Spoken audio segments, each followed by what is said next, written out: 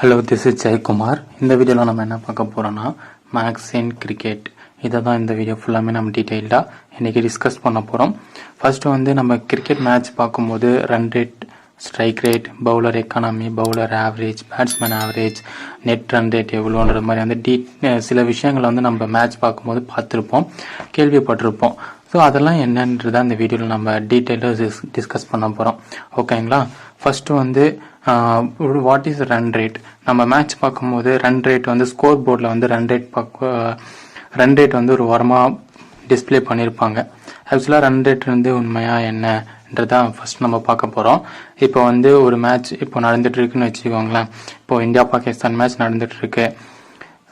India versus Pakistan match நடந்திருக்கு. ஓகேங்களா? இப்போ இந்தியா வந்து ஃபர்ஸ்ட் பேட்டிங் ஆடுறாங்க.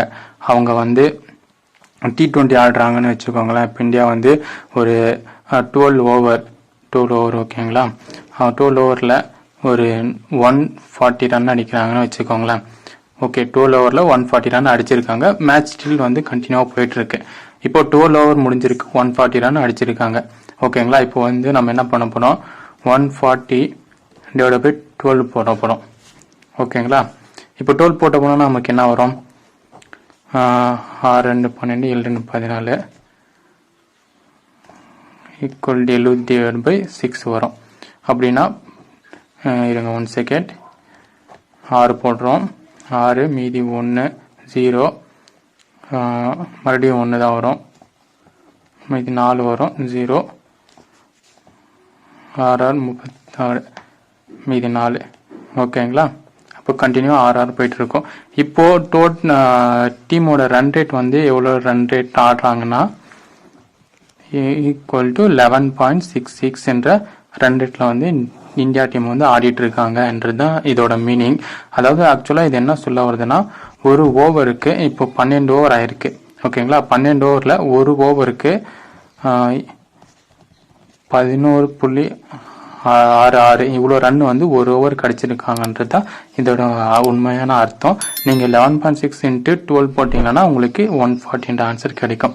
ஓகேங்களா? இப்போ ரன் ரேட்ன்றது உங்களுக்கு புரிஞ்சிருக்கும். அடுத்து வந்து வாட் இஸ் ஸ்ட்ரைக் ரேட். இப்போ ஒரு பேட்ஸ்மேன் வந்து இந்தியா பாகிஸ்தான் மேட்ச், எக்ஸாம்பிளுக்கு இந்தியா பாகிஸ்தான் மேட்ச் எடுத்துக்கோங்களேன். இப்போ இந்தியாவில் வந்து விராட் கோலி அவுட் ஆயிட்டாங்கன்னு வச்சுக்கோங்க.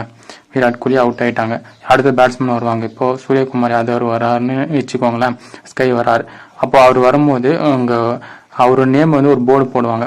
அவர் வந்து எத்தனை மேட்ச் இன்னிங்ஸ் ஆடி இருக்காரு, அவரோட நேம், அவரோட ஏஜ், எவ்வளோ ரன்ஸ், டோட்டல் ரன்ஸ் எவ்வளோ அடிச்சிருக்காரு, அவரோட ஸ்ட்ரைக் ரேட் என்ன, ஆவரேஜ் என்னன்ற மாதிரி வந்து நிறைய எவ்வளோ 50 அடிச்சிருக்காரு, எவ்வளோ 100 அடிச்சிருக்காரு எல்லாமே போட்டிருப்பாங்க.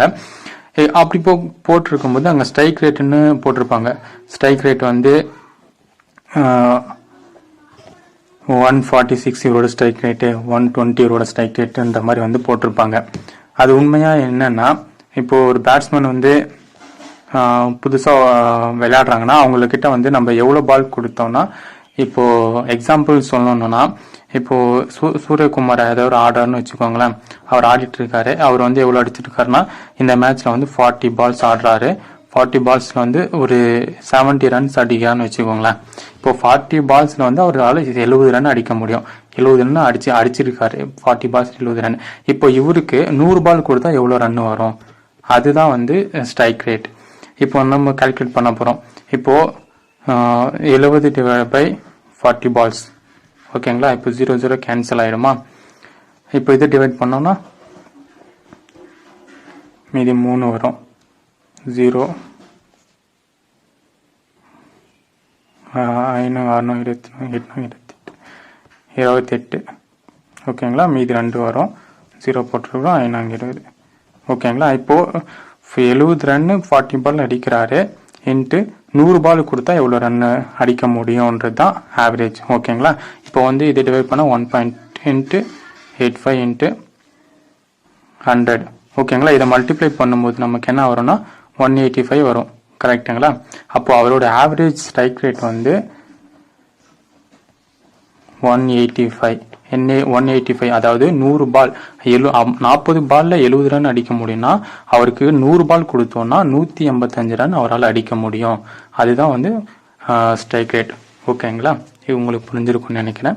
அடுத்து வந்து பவுலர் எக்கானமி.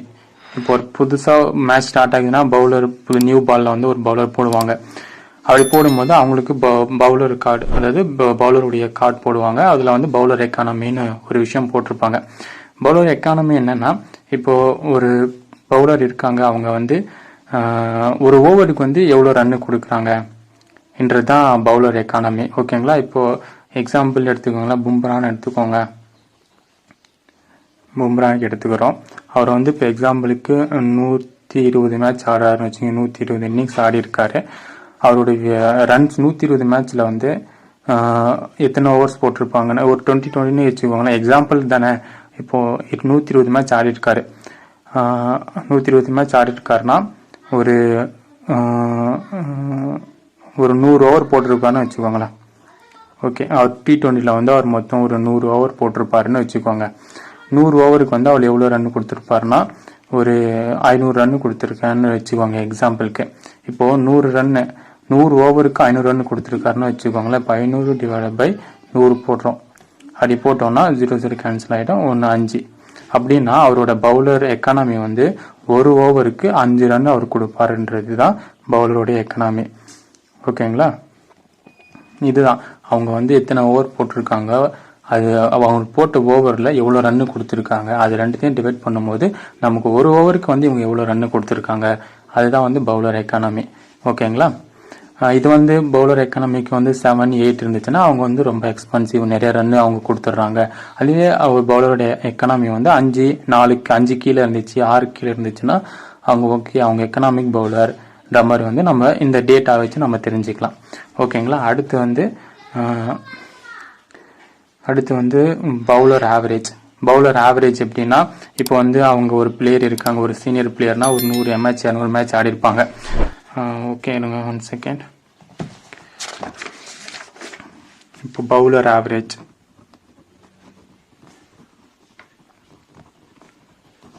ஓகேங்களா? இப்போ ஒரு சீனியர் பிளேயர் இருக்காருன்னா ஒரு 100 மேட்ச் 200 மேட்ச் எவ்வளோன்னு ஆடி இருப்பாங்க. 100 மேட்ச் ஆடி இருக்காருன்னா 100 மேட்ச்ல வந்து 100 மேட்ச்சுக்கு ஓவர் போட்டிருப்பாரு. அவர் போட்டிருக்கிற ஓவர் வந்து ஒரு ஓவருக்கு வந்து ஒரு மேட்சுக்கு வந்து சரி அப்படியே வராது. ஒரு பவுலர் ஆவரேஜும் இப்படி தான் வரும். சரி, பவுலர் ஆவரேஜ் வந்து எப்படி வரும்னா, ஒரு மேட்ச் ஆடுறாங்கன்னா ஒரு மேட்ச்சுக்கு வந்து இவரால் எவ்வளோ ரன்னு கொடுக்க முடியும்ன்றது தான். இப்போ வந்து எக்ஸாம்பிள் சொன்னால் பவுலர் எக்கானமிக்கு எப்படி எடுத்தோம், ஒரு ஓவருக்கு எவ்வளோ ரன்னு கொடுக்க முடியுன்றதானே. அதே போல் பவுலர் ஆவரேஜ் வந்து ஒரு மேட்ச்சுக்கு வந்து இவருக்கு பவுலிங் கொடுத்தோம்னா இவ்வளோ ரன்னு கொடுப்பாருன்றது தான். இப்போ 100 மேட்ச் ஆடி இருக்காருன்னா அவர் டோட்டலாக வந்து எவ்வளோ ரன்னு கொடுத்துருப்பாரு, ஒரு 600 ரன்னு கொடுத்துருக்காருன்னு வச்சுக்கோங்களேன். 100 மேட்ச் ஆடி இருக்காருன்னா 100 மேட்ச் ஆடி இருக்காருன்னா 600 ரன்னு கொடுத்துருக்காரு. அப்போ 600 டிவைட் பை 100 மேட்ச். ஓகேங்களா? அப்போ ஒரு மேட்சுக்கு வந்து அவர் 6 ரன்னு கொடுத்துருக்காருன்னு அர்த்தம். ஓகேங்களா? அப்படிதான் வரும். ஆனால் இதோட டேட்டா வந்து இது எக்ஸாம்பிள் தான் எடுத்திருக்கோம்.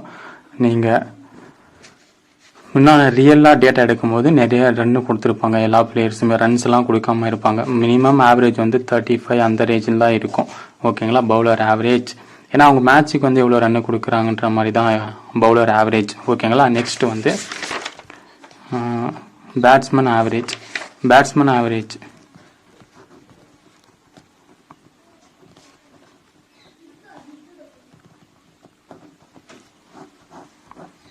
பேட்ஸ்மேன் ஆவரேஜ்னா, இப்போ ஒரு பிளேயர் வந்து ஒரு மேட்ச் ஆடுறாங்கன்னா, இப்போ ஒரு 100 ஒரு பிளேயர் வச்சுக்கோங்க, யாரோ ஒரு பிளேயர் அசியூம் பண்ணிக்கோங்க. அவர் வந்து 100 மேட்ச் ஆடி இருக்காரு.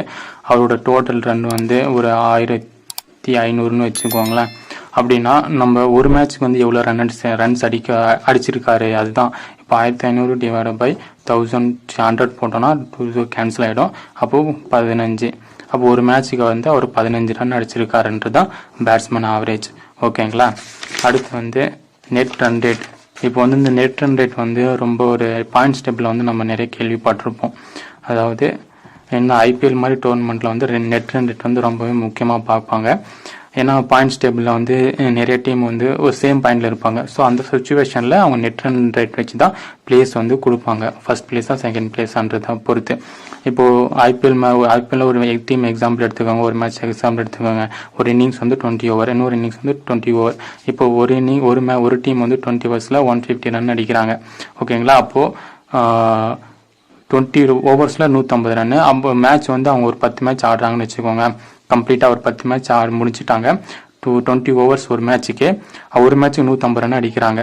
எல்லா மேட்சுமே 150 ரன் அடிக்க முடியாது. ஒரு மேட்ச் 100 ரன் அடிப்பாங்க, ஒரு மேட்ச் 200 ரன் அடிப்பாங்க, இன்னொரு மேட்ச் 180 அடிப்பாங்க. ஸோ எல்லாத்தையும் கால்குலேட் பண்ணால் ஒரு 10 மேட்ச்சில் வந்து அவங்க ஒரு 1200 ரன் அடிக்காங்கன்னு வச்சுக்கோங்களேன். இப்போது டோட்டல் 10 மேட்ச்சுக்கு எத்தனை ஒரு மேட்ச்சுக்கு 20 ஓவர். அப்போது 10 மேட்ச்சுக்கு ஒரு மேட்ச்சுக்கு 20 ஓவர்னா அப்போ டோட்டல் மொத்தம் எத்தனை ஓவர்? 200 ஓவர் வருதுங்களா? அப்போது டிவைட் பை டோட்டல் 2 எவ்வளோ அடிச்சிருக்காங்க? 1200 10 மேட்ச்சில். அப்போது 10 மேட்ச்சுக்கு மொத்தம் எத்தனை ஓவர்? 200. ஓகேங்களா? அப்போ 2 0 கேன்சல் ஆகிடும், 6. அப்போது இவங்களுடைய நெட் ரன் ரேட் வந்து அந்த டீமுடைய நெட் ரன் ரேட் வந்து 6ல் இருக்குது. ஓகேங்களா? இது வந்து ரொம்ப அதிகமாக இருக்கும். ஆனால் ஆக்சுவலாக இவ்வளோ ரன்னெல்லாம் அடிக்கிறது கொஞ்சம் கம்மியாக தான் இருக்கும். ரியல் மேட்ச்சில் பார்க்கும்போது நெட் ரன் ரேட் வந்து 1 2 3 இந்த மாதிரி ரேஞ்சில் தான் இருக்கும். ஏன்னா எல்லா மேட்சுமே ஸ்கோர் பண்ண முடியாது. ஒரு சில மேட்ச் ரொம்பவே அடி வாங்குவாங்க. ஓகேங்களா? ஸோ இதுதான் இந்த வீடியோவில் நான் உங்ககிட்ட ஷேர் பண்ணலாம்னு எடுத்துகிட்டு வந்தேன். ஆக்சுவலாக நான் எல்லாமே சொல்லியிருப்பேன்னு நினைக்கிறேன் டீட்டெயில்டாக. ரன் ரேட்னா எப்படி, ஸ்ட்ரைக் ரேட்னா எப்படி, பவுலர் ஆவரேஜ் அப்படின்னா இந்த பவுலர் ஆவரேஜ்ன்றது வந்து இதுதான் கொஞ்சம் நான் டீட்டெயிலாக சொல்லலைன்னு நினைக்கிறேன். ஒரு பவுலர் இருக்காங்க, அவங்க ஒரு 200 மேட்ச் ஆடுறாங்க. 200 மேட்ச்சுக்கு எவ்வளோ ரன்னு கொடுத்துருக்காங்க டிவைட் பை எவ்வளோ மேட்ச் ஆடி இருக்காங்க, அது போட்டோன்னா ஒரு மேட்ச்சுக்கு எவ்வளோ ரன்னு கொடுத்துருக்காங்க, அதுதான் வந்து பவுலர் ஆவரேஜ். ஓகேங்களா? அதே பேட்ஸ்மேன் ஆவரேஜ் அவ்வளோதான். ஒரு பேட்ஸ்மேன் இருக்காங்க, அவங்க வந்து இவ்வளோ மேட்ச் ஆடுறாங்க, இவ்வளோ ரன் அடிக்கிறாங்க. அப்போது எவ்வளோ ரன்ஸ் டிவைட் பை அவ்வளோ மேட்ச் போட்டோன்னா ஒரு மேட்ச்சுக்கு எவ்வளோ ரன் அடிச்சிருக்காங்க, அதுதான் பேட்ஸ்மேன் ஆவரேஜ். ஓகேங்களா? ஸோ அவ்வளோதான். இந்த வீடியோ நான் உங்களுக்கு டீட்டெயிலாக எக்ஸ்பிளைன் பண்ணியிருப்பேன்னு நினைக்கிறேன். அடுத்து இதே போல் இன்னொரு வீடியோவில் நான் வேறு டாபிக் வந்து நம்ம டிஸ்கஸ் பண்ணலாம். ஓகேங்களா? தேங்க்யூ.